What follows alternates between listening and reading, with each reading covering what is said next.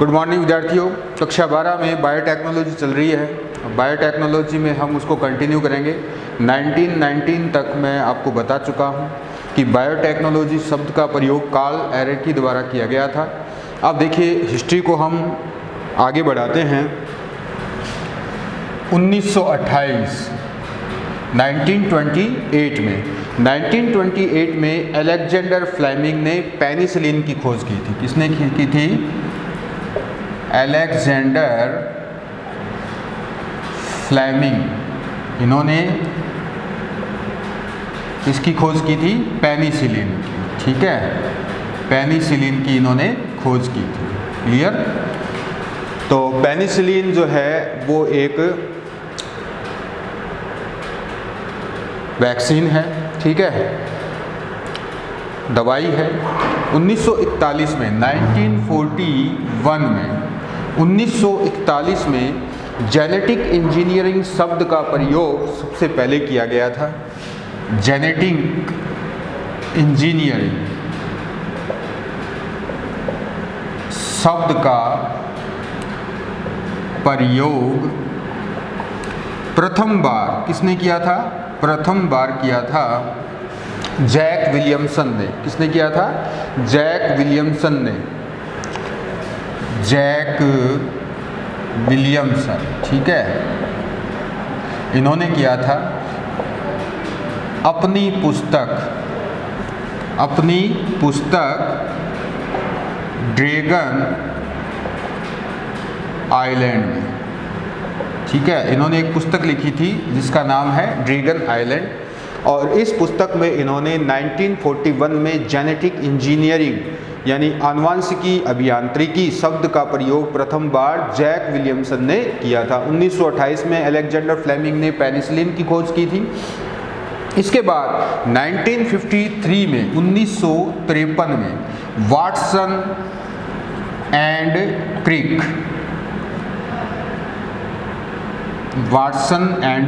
क्रिक, ये दो वैज्ञानिक जो काफ़ी फेमस थे। वाटसन एंड क्रिक ने डीएनए की डबल हेलिक्स संरचना प्रस्तुत की थी। डीएनए की डबल हेलिक्स स्ट्रक्चर बताई। ठीक है, तो डीएनए की डबल हेलिक्स स्ट्रक्चर जब इन्होंने बताई थी, उससे पहले डीएनए की सिंगल एसएसडीएनए के बारे में ही जानकारी थी।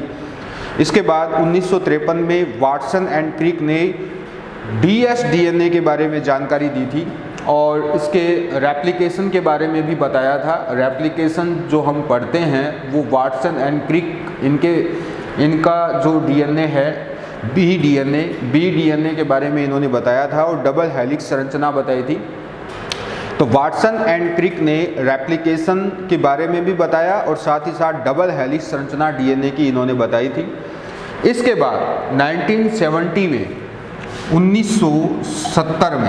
1970 में क्या था कि हैमिल्टन और स्मिथ और थॉमस कैली और कैट विलकॉक्स, तीन वैज्ञानिक थे। हैमिल्टन और स्मिथ, एक तो ये था, ठीक है, दूसरा कौन था? थॉमस कैली और Kent Wilcox. Thomas Kelly and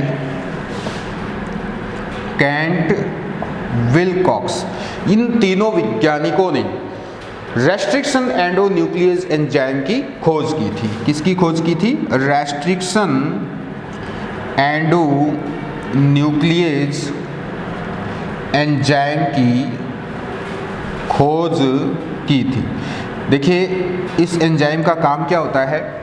जब डीएनए रेप्लिकेट होता है, जब डीएनए रेप्लिकेशन जब हम पढ़ते हैं तो उसमें रेस्ट्रिक्शन एंडोन्यूक्लियस एंजाइम का काम क्या होता है कि ये डीएनए के जो बंध है, क्षार क्रम है, उनको ये भंग कर देता है, उनको ये तोड़ देता है और डीएनए के दोनों रज्जुओं को अलग कर देता है। ठीक है, तो हैमिल्टन और Smith, Thomas Kelly and Kent Wilcox ने रेस्ट्रिक्शन एंडोन्यूक्लियस एंजाइम की खोज 1970 में की थी। एंड रेस्ट्रिक्शन एंडोन्यूक्लियस एंजाइम जो है वो न्यूक्लिक एसिड को तोड़ने का काम करता है, ठीक है। यानी इसकी प्रेरणा से रेट्रिक्स जो डीएनए संरचना है वो टूट जाती है। आगे चलते हैं 1972 में।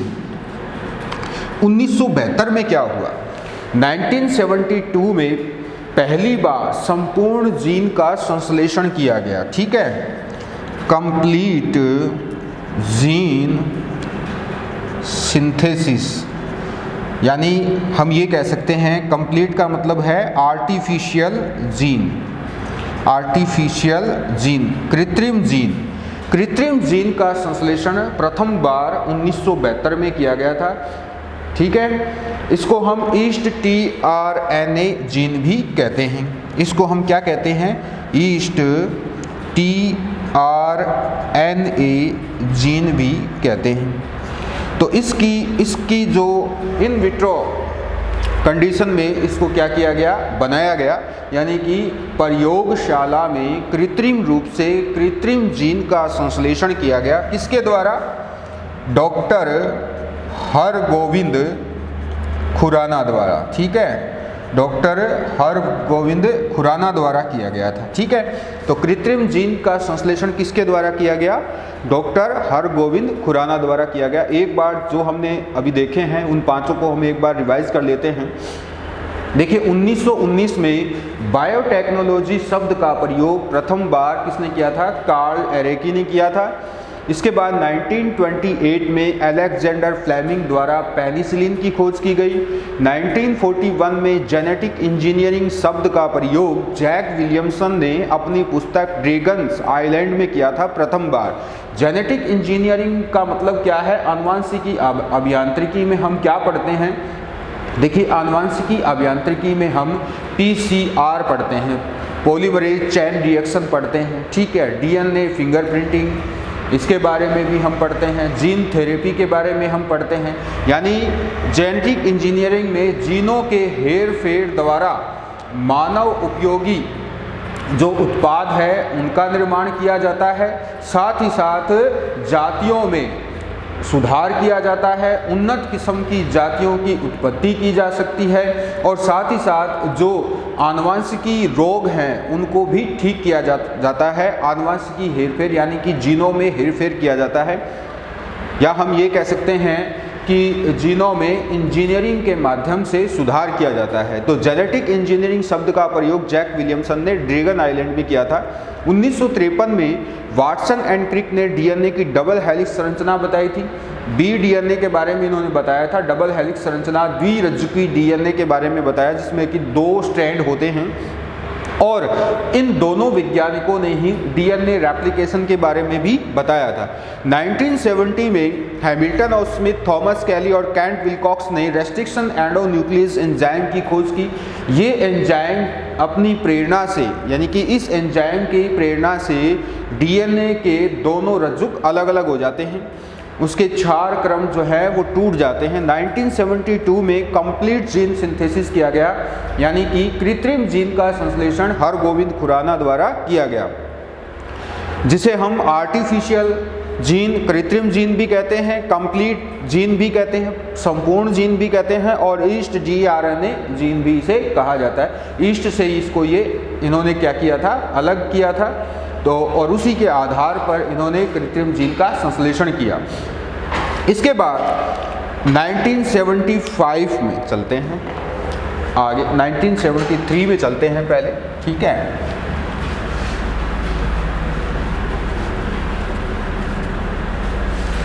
ये वैसे तो देखने में काफ़ी छोटे टॉपिक लगते हैं, लेकिन इनमें से क्वेश्चन बहुत पूछे जाते हैं। अब ये पूछ लिया जाता है रेस्ट्रिक्शन एंडोन्यूक्लियस एंजाइम की खोज किसने की, डीएनए की डबल हेलिक्स संरचना किसने बताई, तो इसलिए इनको पढ़ना भी ज़रूरी है। अगर हम इनको यहाँ पर थोड़ा बहुत देख लेते हैं तो जब हम आगे डिटेल पढ़ेंगे तो भी ये हमारे सामने इस तरह से जो भी तथ्य हमने रखे हैं, हमने जो हिस्ट्री के बारे में पता लगाया है, देखा है, वो सारी चीज़ें हमारे पास फिर से आ जाएंगी और उनका रिवाइज हो जाएगा, ठीक है। तो 1973 में 1973 में क्या हुआ? 1973 में स्टैनले कोहन और Herbert Boyer, Stanley Cohen and Herbert Boyer, इन दोनों वैज्ञानिकों ने 1973 में रिकॉम्बिनेट डीएनए से संबंधित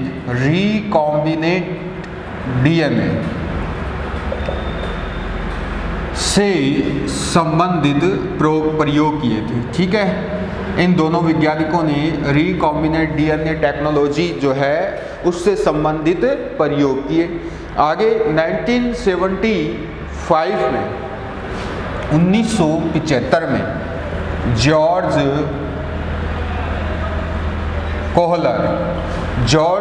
कोहलर और सीसर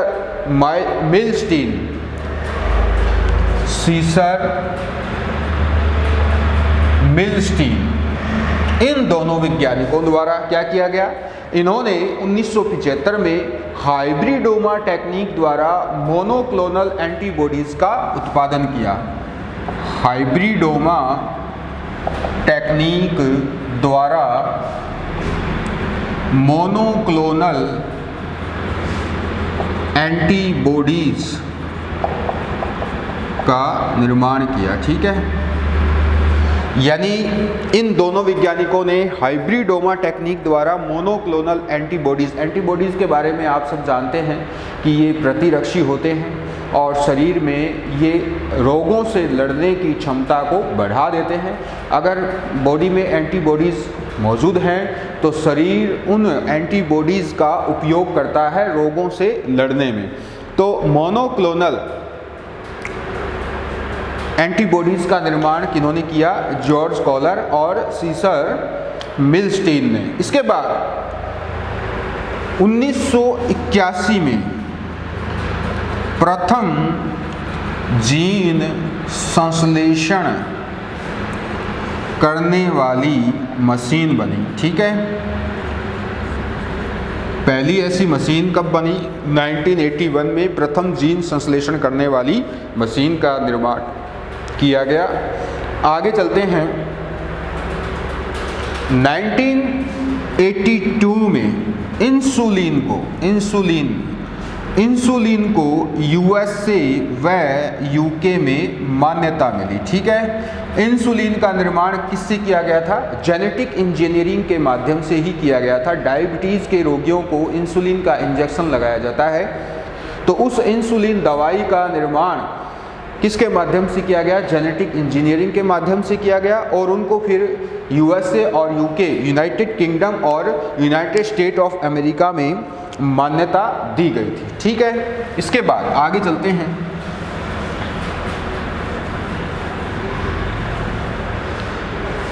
1983 में 1983 में क्या हुआ? 1983 में पीसीआर की खोज की गई थी। पीसीआर इसे हम क्या कहते हैं? पॉलीमरेज चैन रिएक्शन कहते हैं। क्या कहते हैं? पॉलीमरेज चैन रिएक्शन कहते हैं।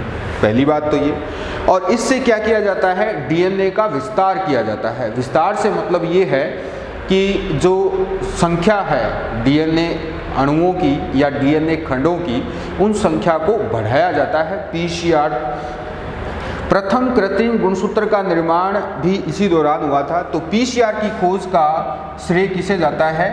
कैरी मुलिस को जाता है। मोस्ट इंपॉर्टेंट क्वेश्चन है ये।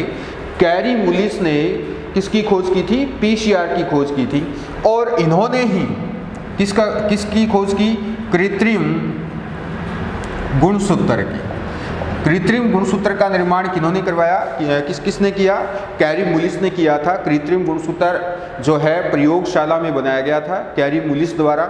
और कृत्रिम जीन का निर्माण किसके द्वारा किया गया था? डॉक्टर हरगोविंद खुराना और उसके साथियों द्वारा किया गया था। 1993 में इनको, यानी कि 10 साल बाद इस खोज के लिए, पीसीआर की खोज के लिए कैरी वी मुलिस को क्या दिया गया? नोबेल प्राइज दिया गया था 1993 में। इसके बाद 1985 और 90 इस टाइम पीरियड में चलते हैं।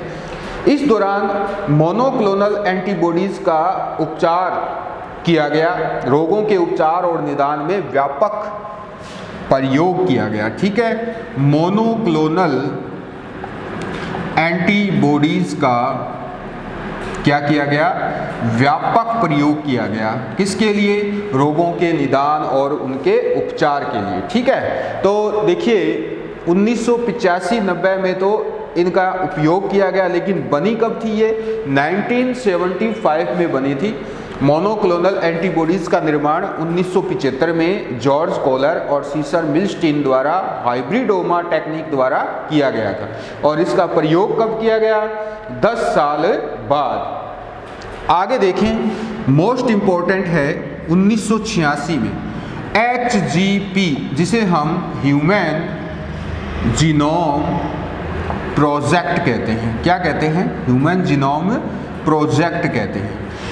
इसकी शुरुआत कब हुई, 1986 में हुई थी। ठीक है, तो देखिए जो HGP है, ह्यूमन जीनोम प्रोजेक्ट जो है, उसके अंदर जीनों की संख्या का पता लगाया गया था, यानी कि जीन लाइब्रेरी का निर्माण किया गया था, और मानव के जो गुणसूत्र में कितने जीन होते हैं, वो कहाँ कहाँ व्यवस्थित होते हैं। ठीक है, इस तरह की जो जानकारी थी वो ह्यूमन जीनोम प्रोजेक्ट के माध्यम से प्रदान की गई थी विश्व को। तो HGP ह्यूमन जीनोम प्रोजेक्ट की शुरुआत कब हुई, 1986 में हुई थी, और इसी दौरान वृद्धि हार्मोन का ड्वार्फिज्म में प्रयोग किया गया। जो ग्रोथ हार्मोन है का ड्वार्फिज्म में प्रयोग किया गया। ठीक है, देखिए ड्वार्फिज्म के बारे में हम पहले पढ़ चुके हैं। मैंने आपको बताया था कि जब जिब्रेलिन हम पढ़ रहे थे, तो जिब्रेलिन पढ़ते वक्त हमने ये देखा था कि जो ड्वार्फिज्म है वो चावल के पौधों में हो जाता है, यानी कि कुछ नवोद बीज जो है वो बौने रह जाते हैं और कुछ ज़्यादा लंबे हो जाते हैं। तो बाद में ये पता लगाया गया कि जो आवश्यकता से अधिक लंबे हो जाते हैं वो जिब्रेलिन के प्रभाव से हो जाते हैं, और जो लंबे नहीं हो पाते हैं वो एब्सिसिक एसिड के प्रभाव से ड्वार्फ रह जाते हैं, यानी कि छोटे और वामन रह जाते हैं। तो एब्सिसिक एसिड के प्रभाव को कम करने के लिए जिब्रेलिन जैसे वृद्धि हार्मोनों का कब प्रयोग किया गया, 1986 में ड्वार्फिज्म के उपचार में इसका प्रयोग किया गया। आगे चलते हैं 1997 में। 1997 में इयान विल्मुट और साथियों द्वारा भेड़ के क्लोन का विकास किया गया। ठीक है, किसके द्वारा, Ian Wilmut and et al. ठीक है, Ian Wilmut and et al, sorry. ठीक है, इनके द्वारा किसका निर्माण किया गया, डोली क्या है, एक क्लोन है। किसका, ये एक भेड़ का क्लोन है। ठीक है, तो भेड़ का जो क्लोन है वो बनाया गया था 1997 में, और भेड़ के पहले क्लोन का नाम क्या है, डोली है। ये आपको याद रखना है। इसमें देखिए PCR की खोज बहुत महत्वपूर्ण है, और इसकी कैरी मुलिस ने खोज की थी, ये आपको याद रखना है। कृत्रिम गुणसूत्र की खोज भी कैरी मुलिस ने की थी। इसके बाद ये इम्पोर्टेंट है, ह्यूमन जीनोम प्रोजेक्ट की शुरुआत कब हुई, 1986 में हुई थी, और 1997 में इयान विल्मुट और उसके साथियों ने डोली क्लोन बनाया था भेड़ से। ठीक है, आगे चलते हैं 1997 के बाद।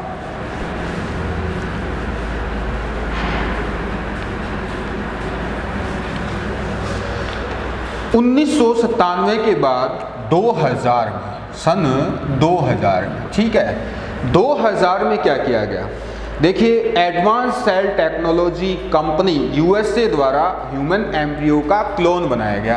तो ये ह्यूमन एम्ब्रियो जो मानव का जो भ्रूण है उसका क्लोन कब बना था, क्लोन बनाया गया कब, 2000 में बनाया गया था। ठीक है, 2000 की सन में बनाया गया था। और किसने बनाया था, ये एडवांस सेल टेक्नोलॉजी कंपनी ने बनाया था। एडवांस सेल टेक्नोलॉजी कंपनी ने बनाया था। ठीक है, और ये कहाँ की है, ये USA की है। यानी यूनाइटेड स्टेट ऑफ अमेरिका की ये कंपनी है और इन्होंने प्रथम बार मानव भ्रूण का क्लोन बनाया था। ये भी इम्पोर्टेंट है, ये भी आपको याद रखना है, ठीक है। मानव भ्रूण का मानव से संबंधित है, इसलिए ये इम्पोर्टेंट हो जाता है। इसके बाद आगे चलते हैं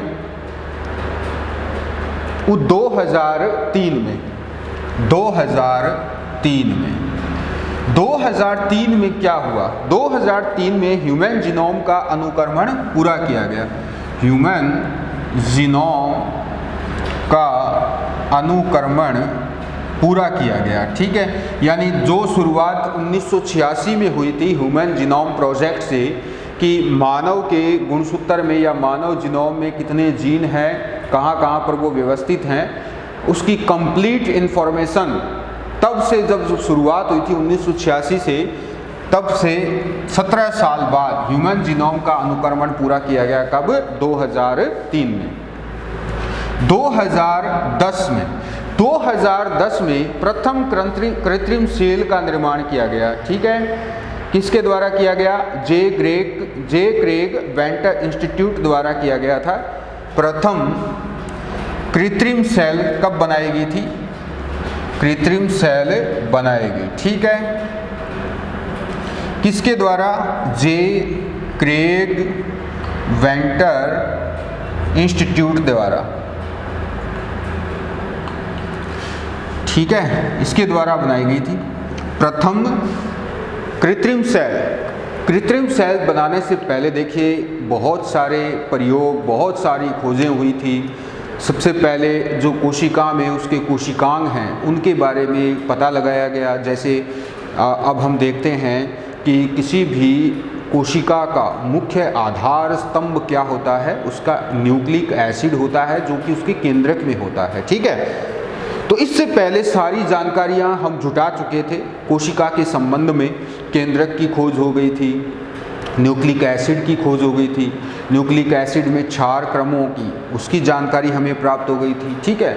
माइटोकॉन्ड्रिया से संबंधित जानकारी प्राप्त हो गई थी, उनकी संरचना, उनके कार्य, ठीक है, उन सब की जानकारी हमने पहले हासिल कर ली। यानी कि हमने कोशिका से संबंधित उसके जितने भी कोशिकांग हैं उनके बारे में सुस्पष्ट जानकारियां हासिल कर ली, ठीक है। और उसके बाद उन जानकारियों के समावेश से फिर 2010 में कृत्रिम सेल बनाई गई।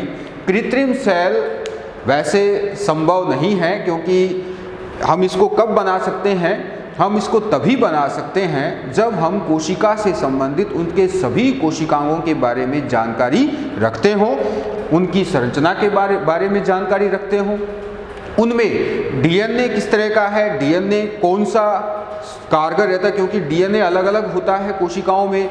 जैसे एसएस भी हो सकता है, वायरस जैसे वायरस की बात की जाए तो वायरस में जैसे अलग प्रकार का डीएनए है, आरएनए है, ठीक है। तो SS DNA, SS RNA, DS DNA, DS RNA, इनकी जानकारी प्राप्त करने के बाद फिर एक कृत्रिम सेल का निर्माण देखिए 2010 में करवाया गया था, जो कि एक बहुत ही बड़ा अचीवमेंट था, ठीक है।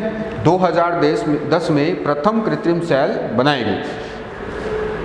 अब देखिए 2010 के अंदर ही मानव भ्रूण की स्टेम कोशिकाओं से, इसी दौरान क्या हुआ, मानव भ्रूण की स्टेम सेल से, मानव भ्रूण, देखिए भ्रूण की स्टेम सेल कौन सी होती है?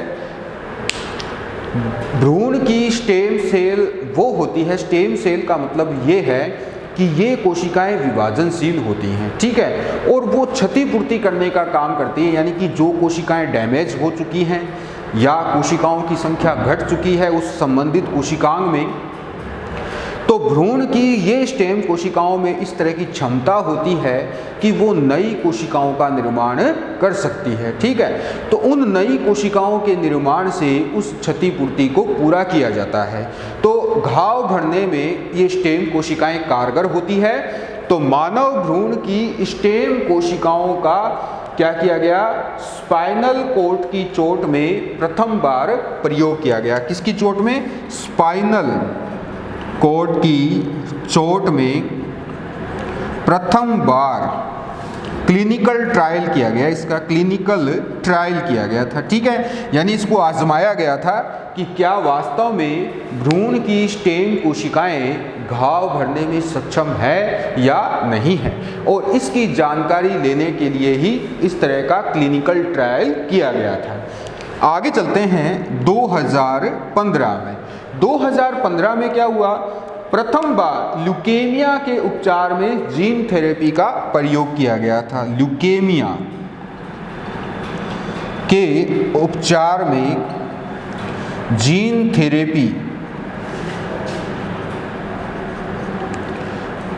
थेरेपी का प्रयोग, ठीक है। ल्यूकेमिया रक्त कैंसर जो होता है तो उसमें इसके उपचार में जीन थेरेपी का प्रयोग 1915 में प्रथम बार किया गया था। आगे चलते हैं 2016 में। 2015 में तो ल्यूकेमिया का उपचार संभव हुआ। आगे चलते हैं, फूड एंड ड्रग एडमिनिस्ट्रेशन द्वारा जीका वायरस के प्रथम क्लिनिकल ट्रायल को मान्यता मिली थी। FDA द्वारा जीका वायरस, ठीक है, जीका वायरस ये एक बहुत खतरनाक वायरस था, जीका वायरस, जो कि उस दौरान काफ़ी बड़े पैमाने पर फैला भी था, और इसके क्लिनिकल ट्रायल को मान्यता मिली थी फूड एंड ड्रग एडमिनिस्ट्रेशन द्वारा इसको प्रथम बार क्लिनिकल ट्रायल के लिए मान्यता मिली थी, ठीक है। ये तो बात हो गई हिस्ट्री की। हमने सारी हिस्ट्री अभी तक देख ली है, और आप जब अपनी किताब से स्टडी करोगे तो आपको पता होना चाहिए कि कौन सा, वैसे तो देखो किताब की हर लाइन इम्पोर्टेंट होती है, लेकिन पढ़ने वाले स्टूडेंट को ये भी पता होना चाहिए कि कौन सा क्वेश्चन आ सकता है। असली पढ़ाई वही होती है जहाँ पर आप पहचान कर सको कि ये यहाँ से इम्पोर्टेंट बन रहा है और यहाँ से क्वेश्चन आ सकता है, ठीक है। सारी चीज़ें इम्पोर्टेंट होती है, वैसे तो पूरी किताब को ही पढ़ना चाहिए, लेकिन आप 2-3 बार जब किताब को पढ़ते हो तो आप उसमें छँटाई कर सकते हो, और जब लास्ट में जो सार निकल के आता है उस सार से आगे या उस सार से इतर परीक्षा भवन में उस पेपर में कुछ नहीं आता है, ठीक है। आगे चलते हैं टेक्निक्स ऑफ बायोटेक्नोलॉजी में, ठीक है। टेक्निक्स ऑफ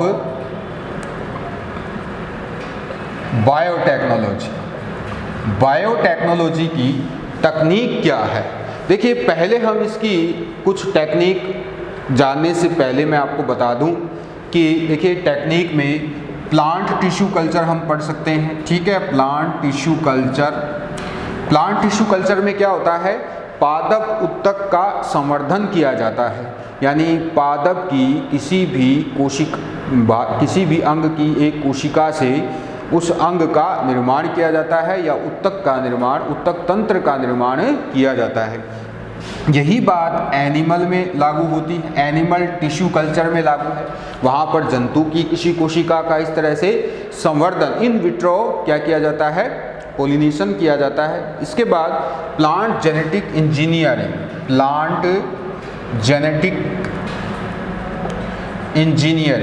इसके अंदर क्या होता है, इसके अंदर आनुवंशिकी हेरफेर होता है जीनों का, और नई किस्मों का निर्माण किया जाता है, नई किस्मों की उत्पत्ति होती है और जीनों में सुधार किया जाता है। और यही बात एनिमल पर लागू होती है, ठीक है। एनिमल जेनेटिक इंजीनियरिंग में भी ऐसा ही किया जाता है, नई नई संकर किस्मों का निर्माण किया जाता है। इसके बाद नंबर 5 पे आती है प्रोडक्शन ऑफ मोनोक्लोनल एंटीबॉडीज़। तो एंटीबॉडीज़ का निर्माण किया जाता है बायोटेक्नोलॉजी के माध्यम से। इसके बाद recombinant DNA technology, recombinant DNA technology, इसके माध्यम से रिकॉम्बिनेंट डीएनए बनाया जाता है, यानी कि जीन का विस्तार या डीएनए का विस्तार किया जा सकता है। और एम्ब्रियो ट्रांसफ़र इन एनिमल, जानवरों में एम्ब्रियो को ट्रांसफ़र किया जाता है नई किस्मों की उत्पत्ति के लिए। और डीएनए नैनो टेक्नोलॉजी, ये सारी क्या है, इसकी एक तरह से ब्रांचेज हैं। तो विद्यार्थियों, आज की क्लास में बस इतना ही। अगली क्लास में हम मॉडर्न टेक्नोलॉजी के बारे में थोड़ी सी बात करेंगे और फिर उसके बाद जितनी भी टेक्निक है, bio sensor, bio chips, bio film, उन सब के बारे में एक एक करके जानेंगे। तो आज के लिए बस इतना ही। Thank you.